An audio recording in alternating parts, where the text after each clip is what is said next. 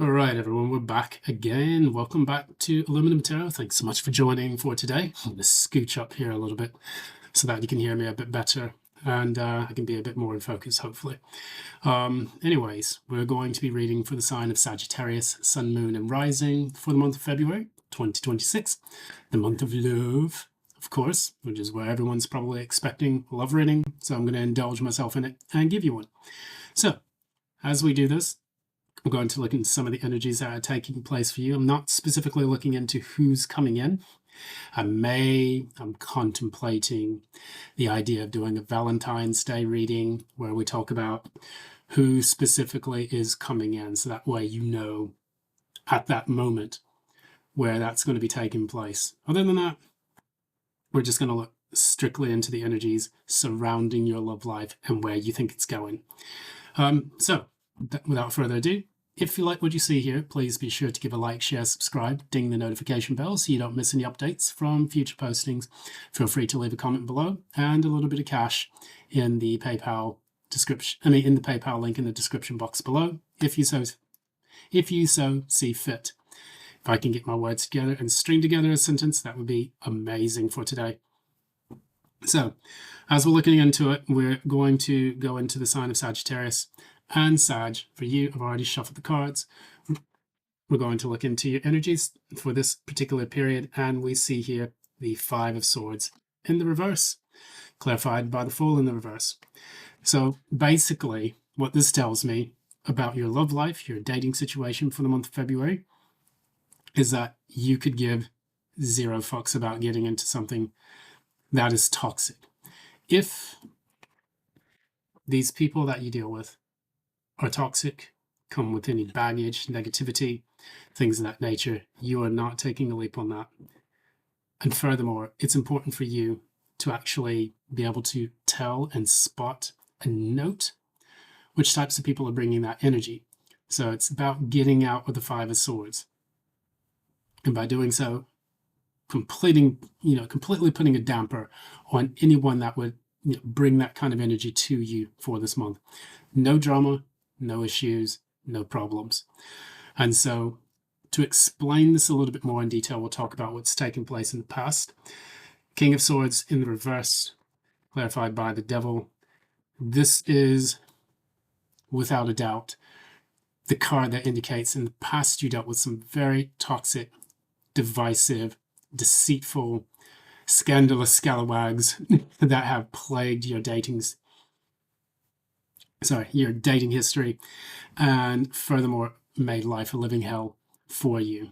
That's not just because the devil's there, but when you deal with people who have the worst intentions in the dating in your dating history, people who just want to use you for sex, people who want to use you for your material possessions, your ability to provide money for them, all of the material assets and resources that you can give them, whether that is what's between your legs, what's in your wallet, what's in your home life, even the emotional energy that you provide them. So this is where you get a lot of psychic vampires coming in, and they're actually, using you in a narcissistic sense, which is this King of Swords in the reverse, to play mind games and act in an immature manner to siphon off of your emotional and mental energy.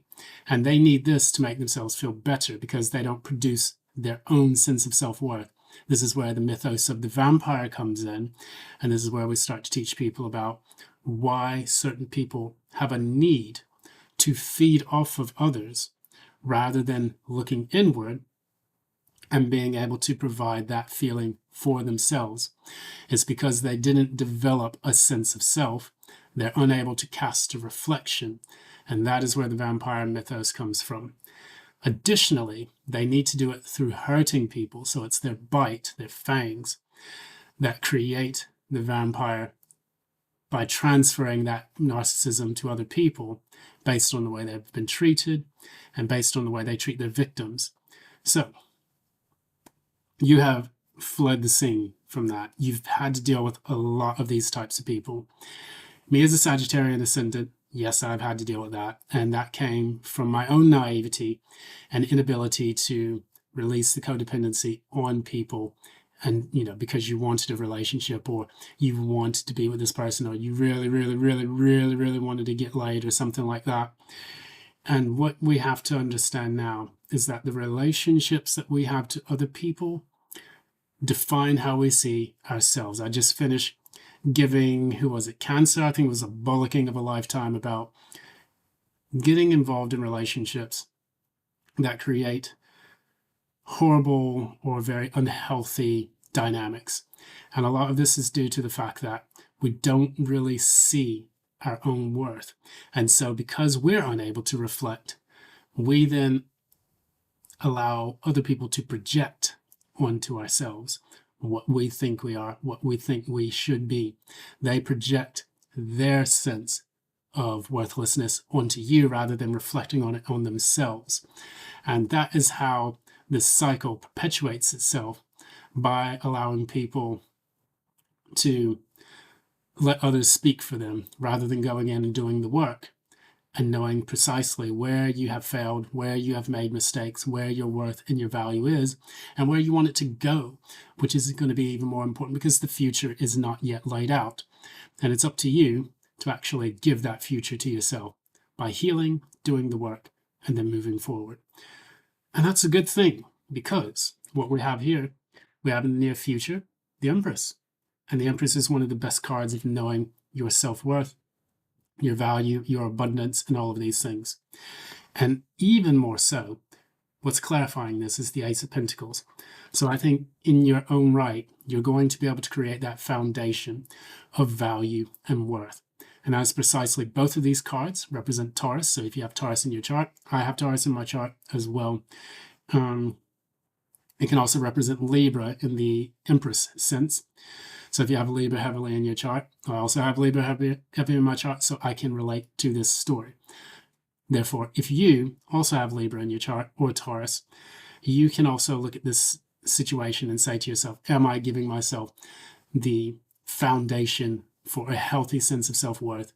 And can I allow myself to escape all of the vampires that have been feeding on me throughout my time in the dating scene? And this could be going on for years, decades. This could have gone on for a few months, but that is a slow and steady build-up towards you knowing your true value, your true worth, so that you can relate to people as equals or superiors even when necessary. And what this is going to do in the near future, this is for the month of February, you're going to get out of this rut of feeling like the dating scene's awful. Oh, people have hurt me. People have always treated me like shit, things like that. You're not going to really think too much about it anymore. What I see is a kind of a healthy acceptance of the nature of human beings. And this is something that we do have to accept.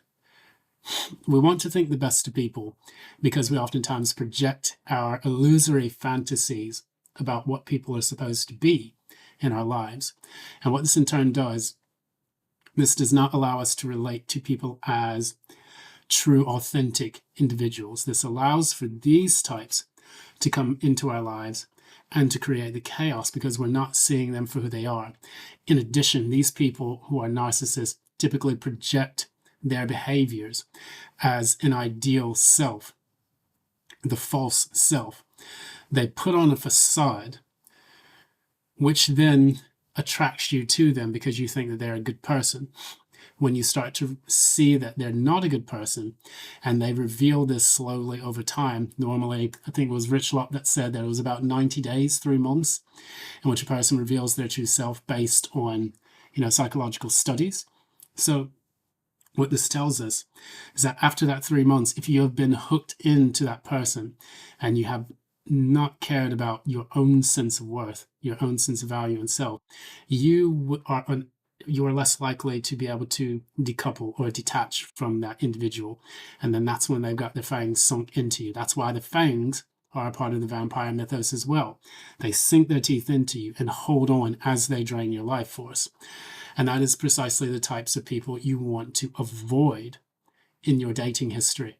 So looking at that, we then see that you have extricated, you have removed yourself from that, and you have realized, maybe I don't really need all this drama, this bullshit, this problem, these problems in my life.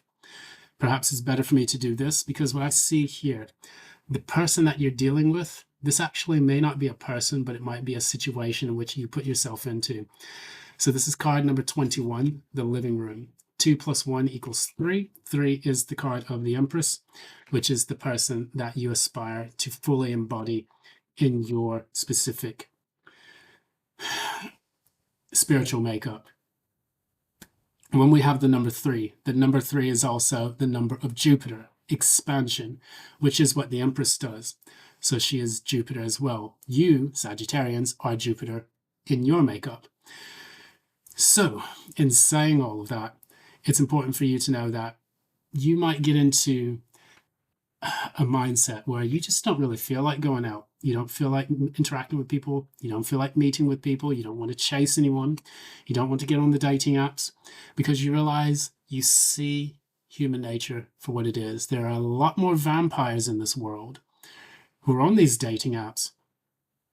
And if I can go even deeper and further into this, I would actually be as so bold to say that dating apps have emboldened narcissistic individuals by giving them access to a market of people who might just be susceptible to low feelings of self-worth. So it's so much easier for a person with low self-worth to get on a dating app and to project themselves, an optimal image of themselves, either there or on social media elsewhere. And then this in turn attracts people who can kind of use that person. So you have fake people, meeting up, doing fake shit with each other, pretending to be in a relationship, going into cuffing season, things of that nature. And this in turn leads to the poor quality of relationships that we've got now, based on the poor quality of relationships they've had with their family, their family units. So it's one toxic relationship, which is the foundation, your family, then leading into a bunch of terrible relationship decisions later on down the road due to a fact that there is a maladjusted, a maladaptive kind of attachment style to other people. It can be anxious, it can be avoidant. So you typically see this in people who are either too hot or too cold when it comes to their relationships, too needy, too clingy, or too detached. And in doing this is where we propagate a lot of these toxic qualities in relationships, because the Devil card is actually a card of relationships between people. When you have the Devil card, the devil sat on top of it is sitting on the black box of Saturn, which represents the restrictions, the limitations, the confinements that people put themselves into. And the relationship is not like what we would see in this card, which I found at the bottom of the deck, which is the Lover's card, where you have the same type of people in this who are free from a lot of the chains and the confinements. Their relationship is not based on chains, confining, limiting, restricting objects. It's based on trees. There are 2 trees that are behind the Lovers. I'm going to have to cover them up a bit. But there are 2 trees on the Lovers, one on the left and one on the right. The one next to the woman, the Eve character, is about fruit, abundance, and being able to grow and multiply things. The same kind of abundance in the Empress. And then the one behind the Adam figure is a burning bush, which in that is about fiery passion, will, determination, things of that nature. So it's based the relationship off of the true qualities that each of those persons brings to the table, rather than in the Devil, where they're loosely bound by a chain and they're becoming those things. Similarly, in the Devil card, I will have to cover that up again, but you can see at the bottom there, God, how can I do this? On the right, the man also has that same, God, how can I do this? The man has also that same fire on his side. The woman has that same fruit on her side, but it's so small. It's abysmally inadequate compared to what takes place in the Lovers, where you have the full force, this massive tree with fruit in abundance, this massive tree with the fire behind the male. So in saying that, the devil only provides very small, infinitesimal quantities of the pleasure and the will and the capability and the value that you can receive. So all of these people thoughting and bopping in the dating scene, going around smashing, through different people, demanding all of these high standards and all this bullshit that I really distance myself from a lot. They're only, no matter, the more they demand, the more they seek, the more bodies they rack up, the less they're actually experiencing the quality of the relationships, because there's a sense of value in this. The more you flood a market with a specific set of value, the less valuable it's going to become. If there's oil, if I flood the market with oil, the price of oil plummets. If you flood the market in the dating world with sex, the value of sex is going to go down. It's not going to mean anything. And this is just a matter of the physical realm. This is what the Pentacles represents. And I could say that I'm talking about some red pill shit, but it's really economics. It's sexual economics. And that's really the way that I interpret it in this manner. So think about that before giving out charity cheeks to random people. And then additionally, make sure that you understand that the things that you bring to the table are going to be of a certain caliber and value to the people you interact with. So you, Sagittarius, are taking your power back, and you're actually allowing yourself to be valuable in a scarcity sense, where you are pulling yourself away from the market, going and building yourself up and giving yourself the TLC that you love and deserve. By doing that, you see your true value, your true worth. And additionally, for this, we have the card of the Sovereignty of Magic, which comes from the Guides of the Hidden Realms Oracle deck. And it tells us about certain things, synchronicities, miracles, and spiritual forces. So in doing this, this is how you're going to attract the right person. I can shout this until I'm whatever in the face, but it's important for you to know that the way you treat your microcosm is going to be the way the macrocosm responds to you. If you treat yourself like shit, like 90% of the people on this planet, you are going to get shit back, because that is the energy that you're putting out there. Be the 10%, the 5%, the whatever percent of people who are actually going in, doing the work, healing their vibration, increasing their vibration, elevating it, ascending. And then when you come back, you will be able to pull and be abundant, just like the Empress is. And the way that you are focusing your energies and power now, that is going to be what you attract in the near future. And let's see, what kind of person will Sagittarius attract in the near future?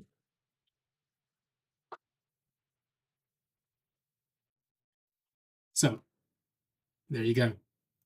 This is how you'll be in the near future. This is the type of person that you're going to be. This is the type of person that you're going to attract. This is the type of person that you're going to, behave as when you get back in the dating scene. You're going to be alluring. You're going to be very, domineering in the scene. And then additionally, like by this, swords.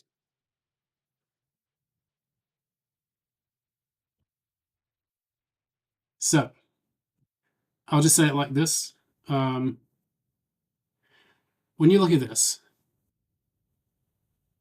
what do you see? You see Three of Swords, you see the moon. Heartbreak that leads to a period of uncertainty, doubt, illusions, things of that nature. This is what you want to avoid. And say, for instance, you are dealing with people who are like this. This is a loss of confidence. This is feeling anger and bitter at the world for the way you feel it's treated you. This is also not being able to wield that wand correctly and attract the things that you want. This is what the universe is warning you. If you get and stay in that energy, this is what you'll receive.